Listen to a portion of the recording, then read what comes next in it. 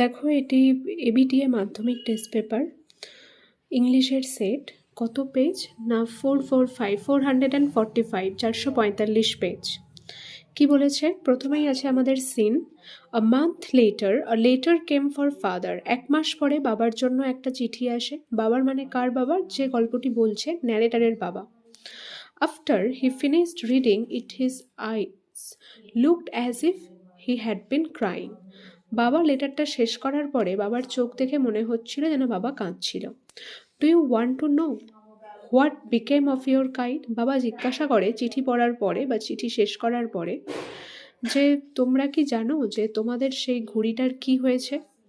Then he sat down beside us and told us the whole story. তারপরে বাবা আমাদের পাশে বসেন এবং আমাদেরকে পুরো গল্প শোনান। Father had a brother and sister. বাবার একটা ভাই ছিল, একটা বোন ছিল। He had কোয়ারেলড with his brother and left home. তো বাবার তার ভাইয়ের সাথে ঝগড়া হওয়ার পর বাবা বাড়ি ছেড়ে চলে আসে। Years afterward, he felt sorry, and when he went back, he found his brother had died and he could not find his sister. বাবার কিছু বছর পরে যখন দুঃখ বোধ হয় তখন বাবা আবার বাড়িতে ফিরে যায় এবং গিয়ে দেখে তার ভাই মারা গেছে এবং তার বোন যে ছিল সেই বোনকেও তার বাড়িতে সেই বাড়িতে খুঁজে পায় না। The letter father had just received was from his sister Aunt Esther. আজকের এই চিঠিটা বাবা পেয়েছে তার বোন আন্ট ইস্থার, মানে বাবার বোন মানে ন্যারেটার এবং ক্লডের পিসি হবে, তাই আন্ট ইস্থার বলা হয়েছে। তাই সেই আন্ট ইস্থারের কাছ থেকেই চিঠি এসেছে। Mother of Dick and Mimi. Dick এবং মিমির মা হচ্ছে aunt Esther. She was a widow. Aunt Esther ছিলেন একজন বিধবা who lived 100 of miles inland, যিনি প্রায় 100 মাইল দূরে বসবাস করতেন কোনো ল্যান্ডের মধ্যে, কোনো জায়গার মধ্যে। One day, when Dick and Mimi were out of the woods, when they discovered the kite on the top of a tree and carried it home. একদিন যখন ডিক আর মিমি জঙ্গলে বেরিয়েছিল তখন তারা ওই ঘুড়িটা খুঁজে পায় একটি গাছের উপরে এবং সেই ঘুড়িটাকে নিজেদের বাড়িতে নিয়ে যায়। When their mother saw the kite patched with the letter, she turned pale. যখন তাদের মা অর্থাৎ আন্ট ইস্থার ওই ঘুড়িটা দেখে যেটা একটা চিঠি দিয়ে আঠা দিয়ে সাঁটা রয়েছে, একটা চিঠি, তখন সেই চিঠিটা দেখে তার মায়ের মুখ ফ্যাকাশে হয়ে যায়। It was the very letter she had once written to her brother. এটা সেই চিঠি যে সে একদা তার ভাইকে লিখেছিল। Philippa was her mother's name and Claude was her father's. Philippa হচ্ছে তার মায়ের নাম এবং ক্লড হচ্ছে তার বাবার। তাহলে ন্যারেটার এবং ক্লডের ঠাকুমা ঠাকুরদার নামও হচ্ছে ফিলিপ্পা এবং ক্লড। ন্যারেটারের যে বাবা এবং বাবার যে বাবা মা তাদের নামও ক্লড এবং Philippa. She knew who we must be. Aunt Esther বুঝতেই পারে যে আমরা কে হব। So she sat down and wrote to Big Halfmoon and father receive the letter. তাই আন্ট ইস্থার বসে পড়ে এবং বিগ হাফমুনের উদ্দেশ্যে চিঠি লেখে আর বাবা সেই চিঠিটা পায়। Next day father went and brought aunt Esther and Dick and Mimi with him. পরের দিন বাবা যায় এবং আন্ট ইস্থার এবং ডিক অ্যান্ড মিমিকে সঙ্গে করে নিয়ে আসে। They have been here ever since. তারা এখানেই আছে তখন থেকে। Aunt Esther it's such a dear and Dick and Mimi are two jolly forwards. Aunt Esther খুবই ভালো একজন মানুষ এবং ডিক আর মিমিও খুব হাসি খুশি। এতে বলেছে MCQ number 1, father of the narrator had an a or an. ন্যারেটারের বাবার কে ছিল? একটা ভাই ছিল, হবে option D brother. The kite was found by. ঘুড়িটা কারা পেয়েছিল? অপশান ডি ডিক আর মিমি পেয়েছিল। Number 3, Claude and Philippa now have. Claude এবং ফিলিপ্পার এখন কি আছে? আত্মীয় আছে, অপশান ডি হবে relation. Number 4, aunt Esther lived. Aunt Esther কোথায় থাকতেন? Dash of miles inland, option D হবে hundreds of miles inland. Aunt Esther was a, question number 5, aunt Esther কে ছিল? একজন উইডো, অপশান বি বিধবা মহিলা। Statement, aunt Esther turned pale. Aunt ইস্থারের মুখ ফ্যাকাশে হয়ে গিয়েছিল, কারণ কি? তাহলে কারণের ঘরে লিখতে হবে হোয়েন দেয়ার, মাদারের জায়গায় শি লিখবে। When she saw the kite patched with the letter.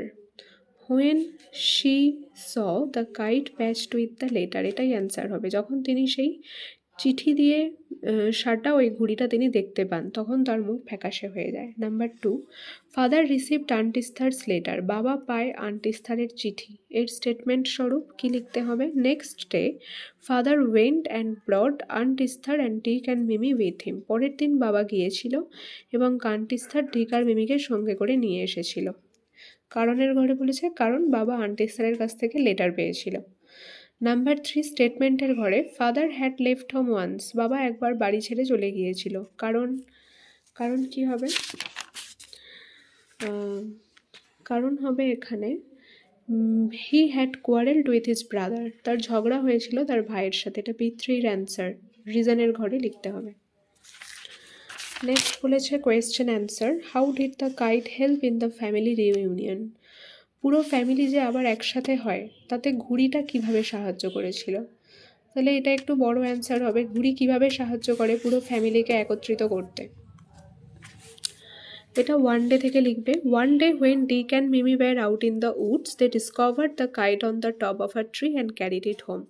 When their mother saw the kite patched with the letter, she turned pale. It was the very letter she had once written to her brother. Brother পর্যন্ত লিখে ফের এখান থেকে লিখতে হবে she knew who we must be।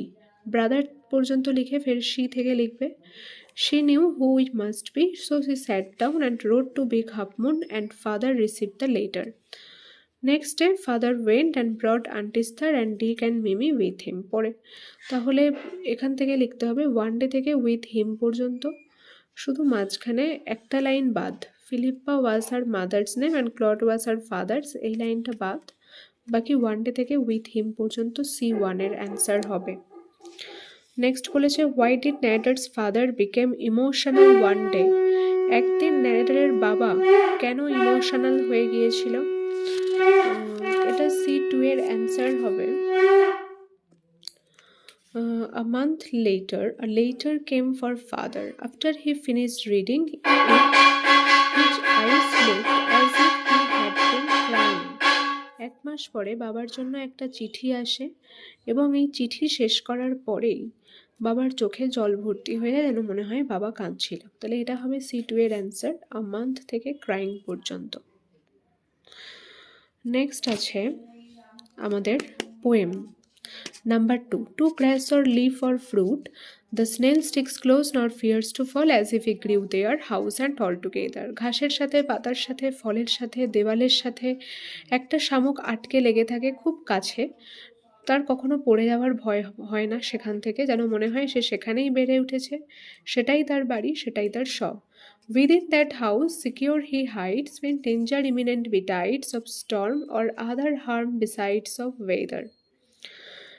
সে তার ঘরের মধ্যেই নিরাপদে নিজেকে লুকিয়ে রাখে যখন সে কোনো বিপদ আসতে দেখে, সেই বিপদ ঝড় হোক বা অন্য কোনো ওয়েদার খারাপের কারণ হোক। Give but his horns the slightest touch, his self-collecting power is such, he shrinks into his house with much displeasure. তার সুরে কখনো তোমরা হালকা টাচ করে দেখবে, তার নিজেকে গুটিয়ে নেওয়ার ক্ষমতাটা এতখানি যে সে তৎক্ষণাৎ নিজেকে গুটিয়ে নেয় তার ঘরের মধ্যে, মানে তার খোলসের মধ্যে। উইথ মাচ ডিসপ্লেজার, নিরানন্দের সাথে বা অখুশি হয়ে। MCQ বলেছে আর স্নেল হাইড, শামুক কোথায় লুকিয়ে পড়ে? In his own house, option C হবে, তার নিজের ঘরে। Number 2, the snail sticks to things as if he lives, শামুকটা আটকে লেগে থাকে, যেন মনে হয় সে সেখানেই কি করে বেড়ে ওঠে, গ্রিউ হবে, অপশান B।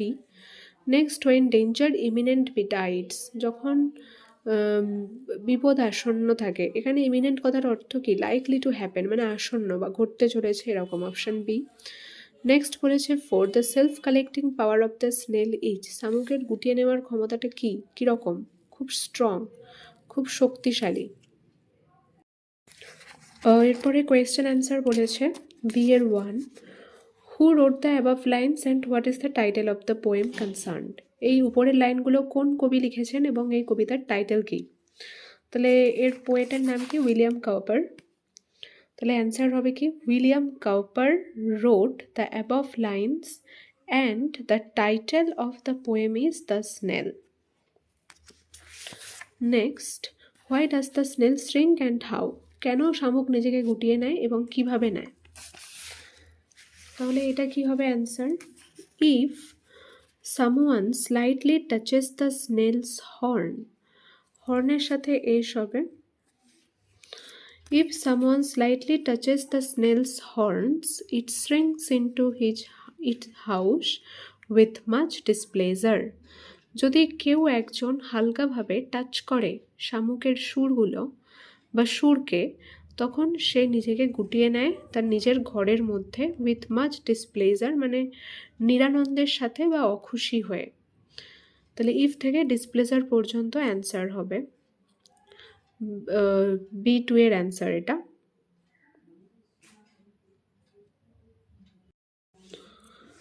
এরপরে আসছি আমাদের আনসিন। কি বলেছে? New Delhi, April 4, 2025। New Delhi থেকে এটা এই রিপোর্টটা পাবলিশ করা হয়েছিল। কবে না, 2025-এর 4 April.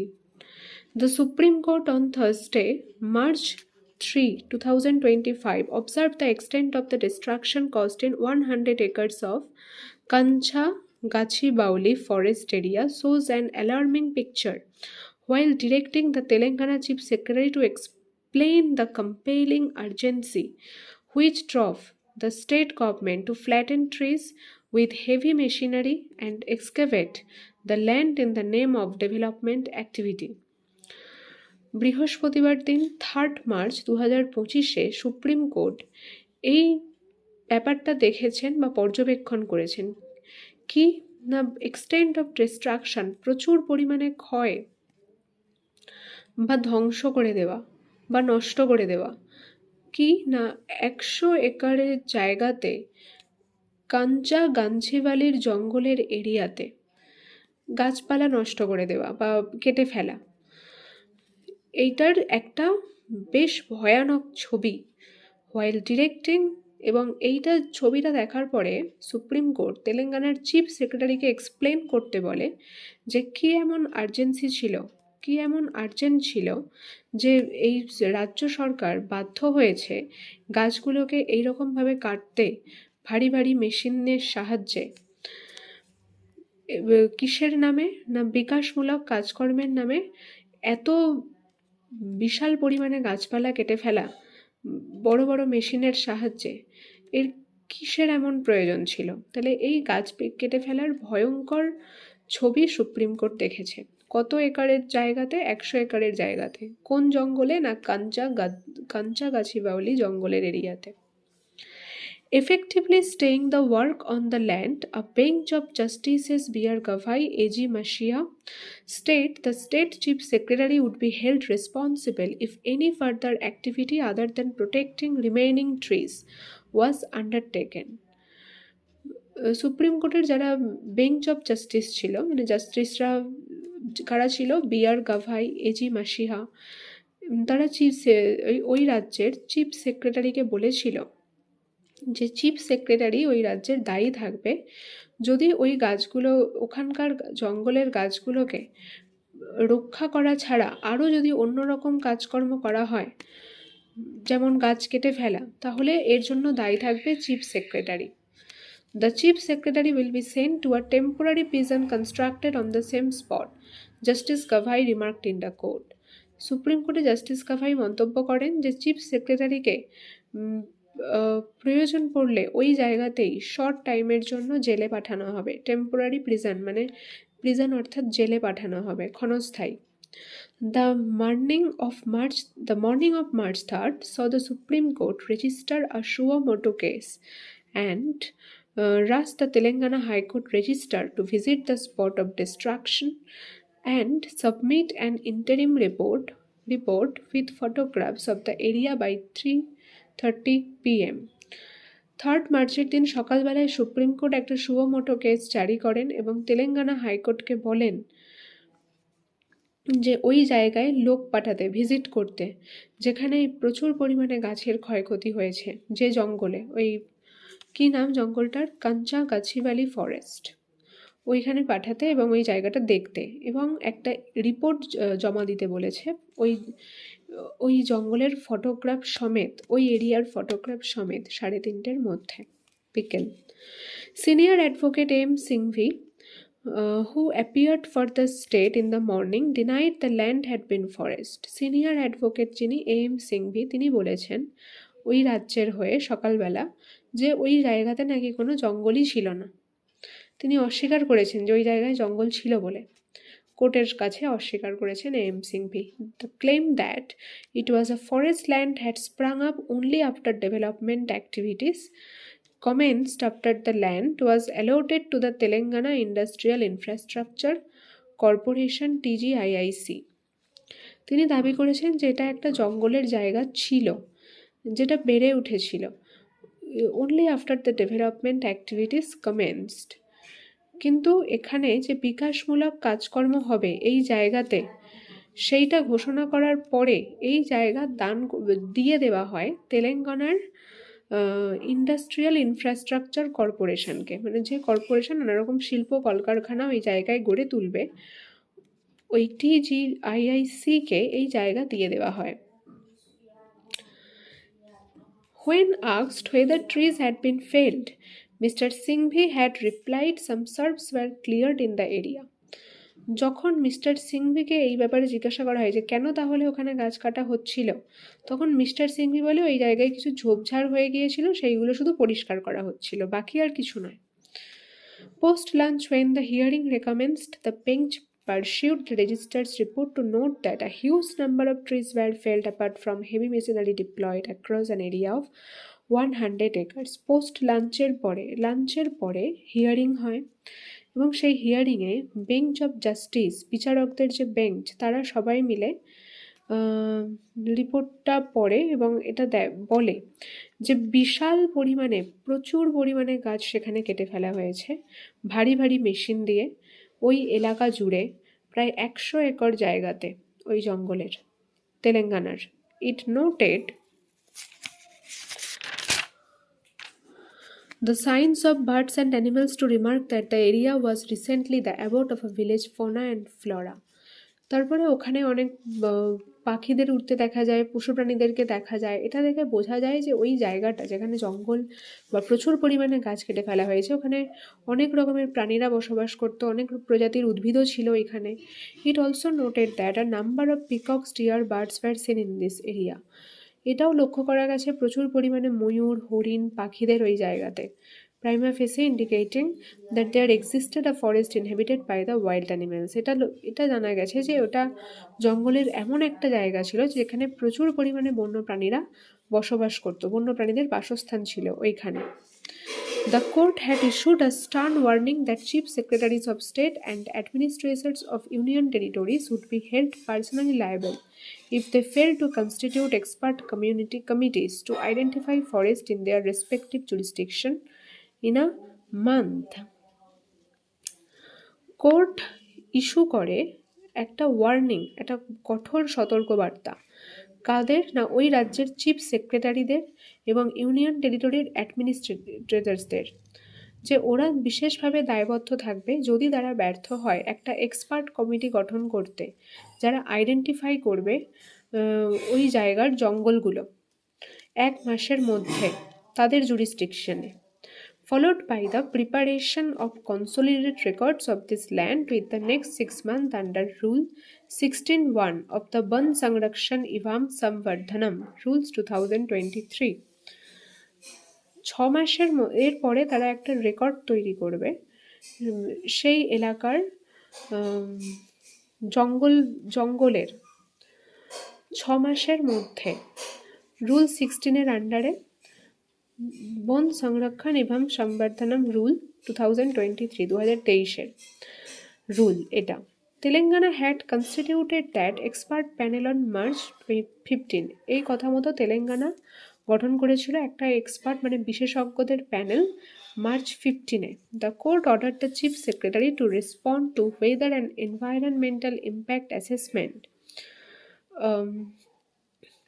was done before undertaking the development activity. Court এটাও চিফ সেক্রেটারিদের আদেশ দেয় যে কোনো রকম পরিবেশগত সামাজিক মূল্যায়নের প্রভাব হয়েছিল কিনা এরকম বিকাশমূলক কাজকর্ম শুরু করার আগে চিপস এরকম বিকাশমূলক কাজকর্ম শুরু করার আগে কোনো রকম পরিবেশগত সামাজিক মূল্যায়নবোধ করা হয়েছিল কিনা। তো সেইটা কোর্ট চিফ সেক্রেটারিকে অর্ডার দেয়। The court also ordered the chief secretary to file a detailed affidavit before April 16. The Central Empowered Committee is to visit the spot and submit a report in the apex court. Court আরও order দেয় chief সেক্রেটারিকে একটা affidavit করতে April 16 আগে এই বিষয়ে। Central empowered committee ওই জায়গা ঘুরে দেখবে যেখানে জঙ্গল কাটা হয়েছে এবং একটা রিপোর্ট সাবমিট করবে অ্যাপেক্স কোর্টে। Petition filed by conservationists and even of the students of the Hyderabad University which abuts the land in the High Court had said the green cover of Kancha Gachibali fell under the category of Forest and Forest Conservation Act. আবেদন দায়ের করা হয় সংরক্ষণকারীদের দ্বারা, পরিবেশ সংরক্ষণকারী বা বন্যপ্রাণী বা জঙ্গল সংরক্ষণকারীদের দ্বারা, এবং হায়দ্রাবাদ ইউনিভার্সিটির স্টুডেন্টসদের দ্বারাও পিটিশন ফাইল করা হয়, মানে আবেদন করা হয় যে এই যে জঙ্গল কাটা হয়েছে, কাঞ্চা গাছিবালির যে জঙ্গল কাটা হয়েছে, এটা ফরেস্ট কনজারভেশন আইন মানে জঙ্গল সংরক্ষণ আইনের আওতাতেই পড়ে। তারা বলেছেন they had termed the land as the lung of city choked by pollution and high rise building, যেখানে পুরো রাজ্যের মধ্যে দূষণ বাড়ছে, বড় বড় বিল্ডিং তৈরি হচ্ছে, জঙ্গল অনেক গাছপালা কেটে দিয়ে সেখানে এই যে জঙ্গল কেটে ফেলা হয়েছে কাঞ্চা গাছিবালির, এটা শহরের একটা লাংস বলা চলে, ফুসফুস বলা চলে। The petitioners had highlighted that Kancha Gachibali area was host to a rich and diverse flora and fauna. আবেদনকারীরা বলেছেন যে এই কাঞ্চা গাছিবালির যে এরিয়া, এখানে প্রচুর পরিমাণে প্রাণীরা বসবাস করত, বিভিন্ন প্রজাতির উদ্ভিদও ছিল, ম্যামালস, বার্ড, স্তন্যপায়ী প্রাণী ছিল। At least 4 rare species of flora and mushroom rock formation aged 2 billion years, এখানে 4 রকম রেয়ার প্রজাতির উদ্ভিদ ছিল, তার মধ্যে মাশরুম রক ছিল, যেগুলো প্রায় 2 বিলিয়ন ইয়ার্স ধরে এখানে ছিল। They said that the land being destroyed had 3 lakes including the Peacock Lake and Buffalo Lake. তারা এটাও বলেছেন যে এই যে জায়গাটা গাছপালা এত পরিমাণে নষ্ট করে দেওয়া হয়েছে বা জঙ্গল নষ্ট করে দেওয়া হয়েছে, এইখানে 3টে লেক ছিল, তার মধ্যে ময়ূরদের লেক, বাফেলো লেক মানে মোষেদের লেক, এগুলো ছিল এই 3টে লেকের অন্তর্গত। The land was also the highest catchment area for reservoirs pumping drinking water of Hyderabad. এছাড়াও এই জায়গাটা একটা ওয়াটারশেড এরিয়া, মানে ড্রিঙ্কিং ওয়াটার, পানীয় জল সংরক্ষণের জায়গাও ছিল হায়দ্রাবাদের। এমসিকিউ বলেছে number 1, the type of the text is a or an. এই টেক্সটটা কী ধরনের? এটা একটা রিপোর্ট, অপশান এ হবে। Number 2, the supreme court registered a suo motu case on. Supreme court suo motu case register করেছিল কত তারিখে? অপশান এ হবে 3 March. Question number 3, M Singhvi M Singhvi কে ছিলেন? একজন senior advocate, option B. Next number 4, Telangana had constituted the expert panel on. Telangana expert panel তৈরি করেছিল কত তারিখে? March 15, option A. Number 5, the petitioner said the land being destroyed had. যে ল্যান্ডটা destroy করে দেওয়া হয়েছিল আবেদনকারীরা বলেছেন তাতে সেখানে কতগুলো লেক ছিল? 3টে lake, option A 3 lakes.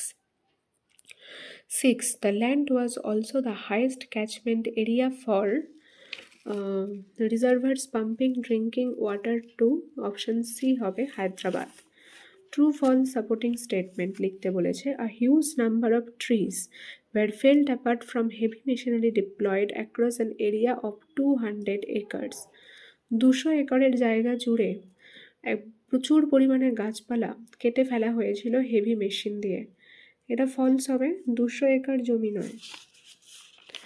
B1 এর স্টেটমেন্ট এইখানে আ হিউজ নাম্বার থেকে 100 একর্স পর্যন্ত হবে সাপোর্টিং স্টেটমেন্ট B1 এর। আ huge number of trees war failed from heavy machinery deployed across an area of 100 acres. তাহলে এটা হবে V1 এর supporting statement. Number 2, no wild animal existed in the forest, কোনো বন্যপ্রাণী থাকতো না সেই জঙ্গলে, এটা ফলস হবে। এটা কোথায় বলেছে?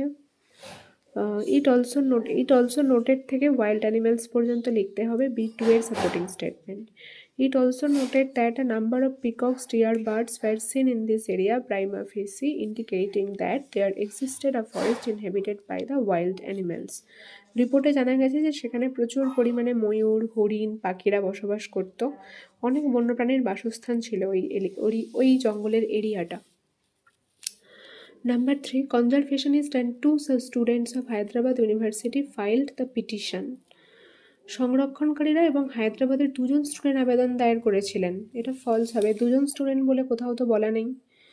কি লিখতে হবে? পিটিশনস থেকে ইউনিভার্সিটি পর্যন্ত লিখতে হবে। Petitions filed by conservationist and even of the students of Hyderabad University. অভিযোগ বা আবেদন দায়ের করেছিলেন সংরক্ষণকারীরা এবং হায়দ্রাবাদ ইউনিভার্সিটির স্টুডেন্টসরা, কিন্তু 2জন স্টুডেন্ট বলে উল্লেখ নেই, তাই ওটা ফলস হবে এবং এটা সাপোর্টিং স্টেটমেন্ট হবে। Next C1, what did the supreme court on March 3, 2025 observe? March 3, 2025 supreme court কি পর্যবেক্ষণ করেছিলেন? এটা এখান থেকে লিখতে হবে। The supreme court on Thursday March 3 observe the extent of destruction caused in 100 acres of Kancha Gachibali forest area shows an alarming picture, while directing the Telangana Chief Secretary to explain the complaining urgency which dropped the state government to flatten trees with heavy machinery and excavate the land in the name of development activity পর্যন্ত লিখতে হবে। C1 এর answer. Next আছে C2, what did justice Gavai remark in the court? Justice Gavai কোর্টে কি মন্তব্য করেছিলেন? এটা এখান থেকে লিখতে হবে। The chief secretary will be sent to a temporary prison constructed on the same spot, justice Gavai remarked in court. Chief সেক্রেটারিকে রাজ্যের পাঠানো হবে স্বল্প সময়ের জন্য জেলে, টেম্পোরারি প্রিজনে, এটা গাভাই বলেছিলেন। Number 3, what did M Singhvi about the Kancha Gachibowli deny and what did he claim? M Singhvi কি অস্বীকার করেছিলেন এবং কি বলেছিলেন বা কি দাবি করেছিলেন? নাম্বার 3 এর অ্যান্সার হবে এখান থেকে সিনিয়র অ্যাডভোকেট থেকে পুরো TGIIC পর্যন্ত। Senior advocate M Singhvi, who appeared for the state in the morning, denied that the land had been a forest. তিনি অস্বীকার করেছিলেন যে ওই জায়গায় কোনো জঙ্গল ছিল বলে। তিনি দাবি করেছিলেন কি it was a forest land had sprung up only after the development activities commenced after the land was allotted. এই জঙ্গলটাকে মানে এখানে কিছু গাছপালা হয়েছিল যেগুলো কেটে ফেলা হয়েছিল এখানে কিছু বিকাশমূলক কাজকর্মের জন্য, কিন্তু সেটা তারপরে যখন এই ল্যান্ডটাকে দিয়ে দেওয়া হয়েছিল তেলেঙ্গানার ইন্ডাস্ট্রিয়াল ইনফ্রাস্ট্রাকচার কর্পোরেশনকে বিকাশমূলক কাজকর্মের জন্য। সিনিয়র থেকে এতদূর হবে। C3 answer. Next, number 4, what did the petitioners highlight about the Kancha Gachibali area? Petitioners কি বলেছিলেন, কাঞ্চা কি হাইলাইট করেছিলেন কাঞ্চা গাছিবালি এরিয়া নিয়ে? অ্যান্সার 4 হবে এখান থেকে। দ্য পিটিশনার্স হ্যাড হাইলাইটেড থেকে বাফেলো লেক পর্যন্ত। তারা বলেছিল যে এখানে অনেক প্রজাতির প্রাণীরা ছিল, উদ্ভিদেরা ছিল, স্তন্যপায়ী পাখিরা বসবাস করত, 4টে রকমের রেয়ার প্রজাতির উদ্ভিদ ছিল প্রায় 2 বিলিয়ন ইয়ার্স ধরে এখানে, এবং এছাড়াও এখানে 3টে লেক ছিল, তার মধ্যে পিকক লেক, বাফেলো লেক এগুলো পড়ে। তো এগুলোই পিটিশনার্সরা হাইলাইট করেছিল। নেক্সট বলেছে grammar vocabulary. Kolkata woke up to an unseasonal thunderstorm and an incessant drizzle which occasionally got heavier and drenched the city more than 2 hours on the last Friday morning. The gust of wind played havoc with flights at the city airport, leading to delay and diversion. তাহলে যেহেতু এখানে ড্রেঞ্চড বলা আছে তাহলে এটা past টেন্সে লিখতে হবে। তো তাই এখানে woke past tense, got past tense, প্লেডও past tense second form. Article preposition. Malda is also believe to had occupied an eminent position in ancient India as belonging to the kingdom of Gaur under Shashanko. মালদাকে বিশ্বাস করা হয় যে একটা মালদা বিশিষ্ট পজিশনে রয়েছে বলে, যেহেতু এখানে প্রাচীন ভারতে এই অঞ্চলটা বিলং করতো কার না, শশাঙ্কর আন্ডারে গৌড়ের রাজত্বে। নেক্সট, এখানে do as directed, voice change, positive degree and এটা ন্যারেশন চেঞ্জ বলেছে। I was oblige to go, voice change. Rahul is not the tallest boy in the class, এটাকে positive degree. I said to my friends let us go to play, এটাকে narration change. I was oblige to go, এটা voice change. এটা passive ভয়েসে আছে যেহেতু helping verb third form আছে। আমি যেতে বাধ্য হয়েছিলাম, তাহলে কেউ একজন আমাকে বাধ্য করেছিল। অবজেক্ট নেই, তাহলে অবজেক্ট আনতে হবে কেউ একজন, সামওয়ান। সেকেন্ড ফর্ম দিতে হবে অবলিস্ট, যেহেতু এটা পাস্ট টেন্সের হেল্পিং ভার্ব আছে আর থার্ড ফর্ম আছে, তাহলে একমাত্র সেকেন্ড ফর্ম থাকলে তখনই আমরা প্যাসিভে ওয়াজ ওয়্যার দিই বা থার্ড ফর্ম দিই। তাহলে অবলিস্ট, আইটা মি হয়ে যাবে আর to go, someone obliged me to go. এইটা যদি অ্যাক্টিভ ভয়েসে থাকতো আমাদের কোয়েশ্চেন হিসেবে, তাহলে আমরা এই অ্যান্সারটাই করতাম উপরে যেটা দেওয়া আছে। Number 2, Rahul is not the tallest boy in the class, change positive degree. Rahul is not as tall as some other boys in the class. Next narration আছে, I said to my friends let us go to play. I, এটা প্রস্তাব দিচ্ছি আমি, late দিয়ে narration মানে, তাহলে shade two এর জায়গায় সাজেস্টেড, মাই ফ্রেন্ডস দ্যাট দিয়ে জয়েন হয়, আজটা উই হয়ে যাবে, ফর্মুলা অনুযায়ী এক্ষেত্রে শুড হয়ে যাবে, তারপরে ভার্বের ফার্স্ট ফর্ম বসে গো, তারপরে টু প্লে যেমন আছে বসে যাবে। I suggested my friends that we should go to play, আমি আমার বন্ধুদেরকে প্রস্তাব দিলাম যে আমাদের খেলার জন্য যাওয়া উচিত। নেক্সট, ফ্রেজাল ভার্ব, এসকেপড পালিয়ে যাওয়া, এটা হবে মেড অফ। মেক অফ আছে, মেকের third form made of, second form. Withdrawn তুলে নেওয়া, কল্ড অফ হবে, যেহেতু এটা থার্ড ফর্ম আছে, হ্যাবের পরে থার্ড ফর্ম বসে, তাই কলের third form ed, called off. Hide লুকিয়ে পড়া, হোল্ড ব্যাক। একই মানের ওয়ার্ড আনসিন থেকে খুঁজে বের করে লিখতে হবে। ইমপারমানেন্ট টেম্পোরারি মানে ক্ষণস্থায়ী। ডেমোলিশন ডিস্ট্রাকশন, ধ্বংসপ্রাপ্ত হওয়া। ওয়াটারশেড ক্যাচমেন্ট হবে, এবং ইজ নেক্সট টু হবে অ্যাবার্টস, ABUTS।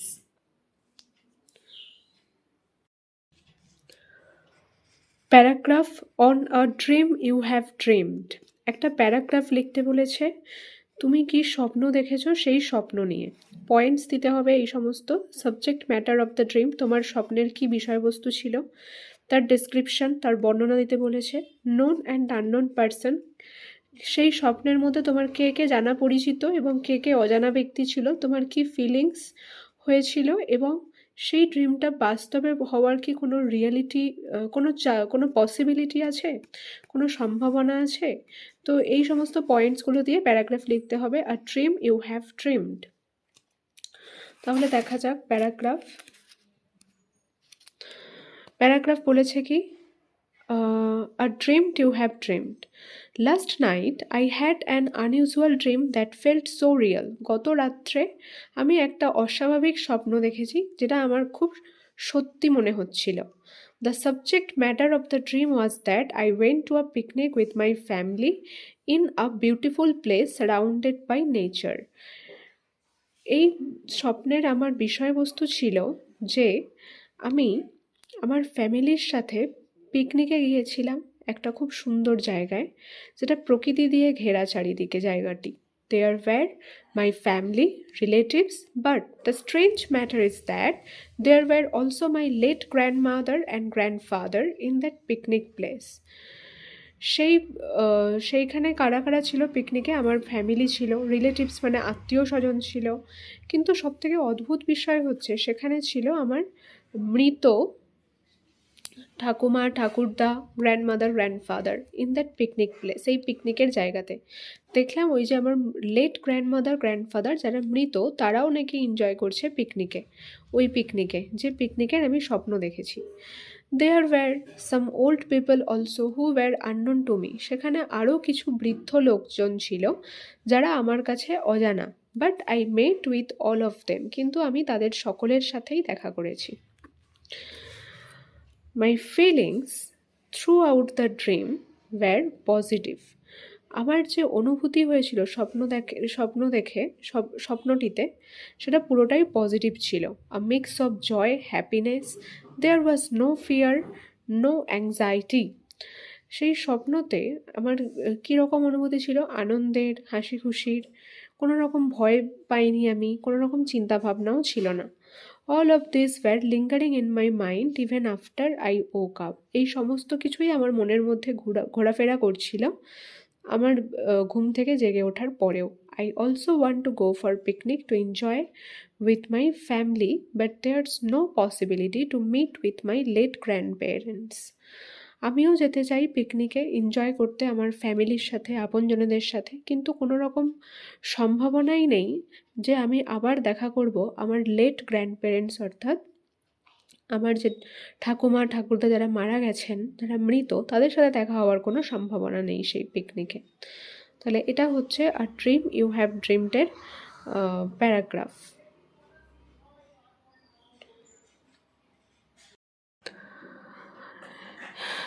এটি এডিটোরিয়াল লেটার। বলেছে, write a letter to the editor of an English daily expressing your concern over the bad effects of mobile phone. Mobile ফোনের কি effect পড়ে মানুষজনদের উপরে, বা ইয়াং জেনারেশনের উপরে, বা টিনেজার্সদের উপরে? তো কীরকম এফেক্ট পড়েছে, বা বেশিরভাগ এফেক্টই খারাপ পড়েছে, তো সেই নিয়ে তোমার চিন্তা ব্যক্ত করো। ইংলিশ নিউজ পেপারের একটা এডিটরকে তুমি লেটার লেখো, তোমার চিন্তা ব্যক্ত করো এই bad effects of mobile phones নিয়ে। তাহলে প্রথমেই টু লিখে তার নিচে দ্য এডিটর, তার নিচে নিউজ পেপারের নাম দ্য টাইমস অফ ইন্ডিয়া, তার নিচে অ্যাড্রেস কলকাতা 7401, আর যে ডেটে লিখছি সেই ডেট। সাবজেক্ট কি বলেছে? Deep concern over the effects of mobile phone, mobile ফোনের এফেক্ট নিয়ে চিন্তা ব্যক্ত করছি। রেসপেক্টেড স্যার লিখে শুরু করছি। Through the columns of your esteem daily I would like to express my concern towards the effects of mobile phone among young generation, specially teenagers. আপনার এই নিউজ পেপারের মাধ্যমে আমি আপনাকে জানাচ্ছি আমার চিন্তা। মাই কনসার্ন মানে আমার চিন্তা কিসের দিকে? না, মোবাইল ফোনের প্রভাব নিয়ে। কাদের উপরে? ইয়াং জেনারেশনদের মধ্যে, টিনেজার্সদের মধ্যে। People can connect with their friends, relatives, others can also get various information by using mobile phone. লোকেরা একে অপরের সাথে, বন্ধুবান্ধবের সাথে, আত্মীয় স্বজনের সাথে কানেক্ট থাকতে পারে মোবাইল ফোনের ইউজ করে। তারা বিভিন্ন রকম ইনফরমেশন বা তথ্যও পেতে পারে। But নাওয়াডেজ the misuse of mobile phone is increasing among teenagers, young generation. কিন্তু আজকাল কি হচ্ছে? মোবাইল ফোনের মিসইউজ মানে খারাপ ব্যবহার বেশি বাড়ছে অ্যামং টিনেজার্স, ইয়াং জেনারেশন, টিনেজার্সদের মধ্যে, ইয়াং জেনারেশনদের মধ্যে। They are excessively using mobile phone for online games. তারা মোবাইল ফোন অত্যন্ত পরিমাণে ব্যবহার করছে। কিসের জন্য ব্যবহার করছে? এখানে বলেছে they are excessively using mobile phone for online games, online গেমসের জন্য, সোশ্যাল মিডিয়া ইউজ করছে, এবং অন্যান্য এন্টারটেনমেন্ট দেখার জন্য। And that effects their performance in studies, in official works, and also effects their mental and physical health. আর এটা প্রভাব ফেলছে বা প্রভাবিত করছে তাদের পারফরমেন্সকে, পড়াশোনার উপরেও প্রভাব ফেলে।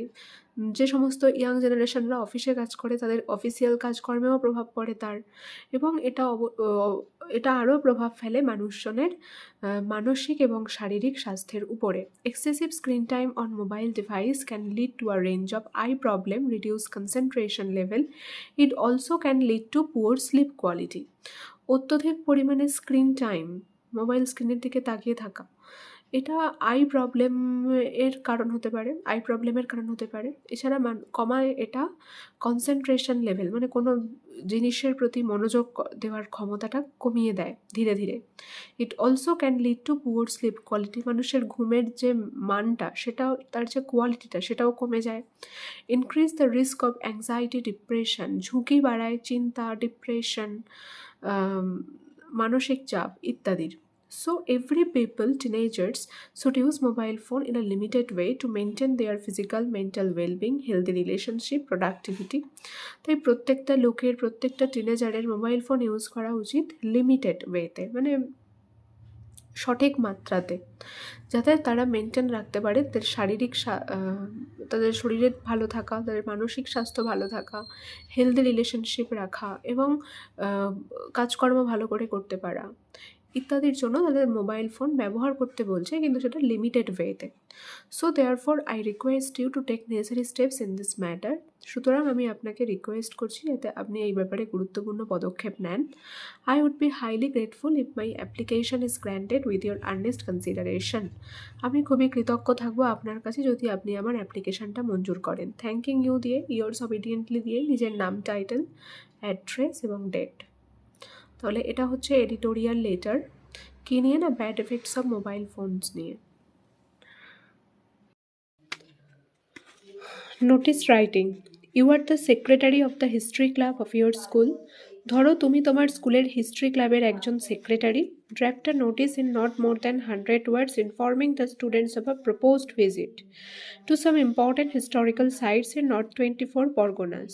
তুমি একটা নোটিশ লেখো 100 ওয়ার্ডসে, তোমার স্কুলের স্টুডেন্টসদের ইনফর্ম করো যে তোমার স্কুল থেকে যাওয়া হবে একটা শিক্ষামূলক ভ্রমণে। কোথায় না, উত্তর 24 পরগনার কিছু হিস্টোরিক্যাল সাইটস, মানে ঐতিহাসিক জায়গাতে। তাহলে এই হিস্টোরিক্যাল সাইটস ইন নর্থ 24 পিজিএসে ঘুরতে যাওয়া নিয়ে একটা নোটিশ রাইটিং করতে বলেছে। তাহলে এর অ্যান্সার প্রথমেই লিখতে হবে কি, নোটিশ, তার নিচে স্কুলের নাম এবিসি হাই স্কুল, তার নিচে হেডিং দিতে হবে নোটিসের educational tour to historical sites in north 24 PGS. এর যে ডেটে লিখছি নোটিশটা সেই ডেট দিতে হবে। কি বলেছে, all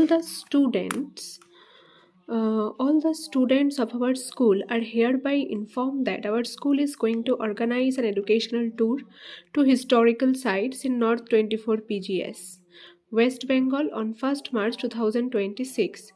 আমাদের স্কুলের সমস্ত স্টুডেন্টসদেরকে ইনফর্ম করা হচ্ছে যে আমাদের স্কুল অর্গানাইজ করতে চলেছে একটা শিক্ষামূলক ভ্রমণের উত্তর 24 পরগনার ঐতিহাসিক জায়গাগুলিতে। কোথায় আছে নর্থ 24 পিজিএস? আমাদের ওয়েস্ট বেঙ্গলে। কবে নিয়ে যাওয়া হবে? 1st March 2026-এ।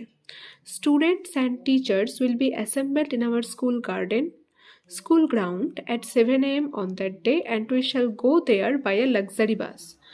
স্টুডেন্টসরা, টিচার্সরা সবাই মিলে জড়ো হবে আমাদের স্কুলের মাঠে সকাল 7টায়, ওই দিন মানে 1st March, এবং আমরা সবাই যাব সেখানে লাক্সারি বাসে করে, এবং সেখানে সারাদিন ঘুরে দেখব। After that we shall return from there at around 9 PM in our home town. এবং তারপরে আমরা ঘুরে টুরে নেওয়ার পরে রাত 9টা নাগাদ আমাদের হোম টাউনে ফিরে আসবো আবার।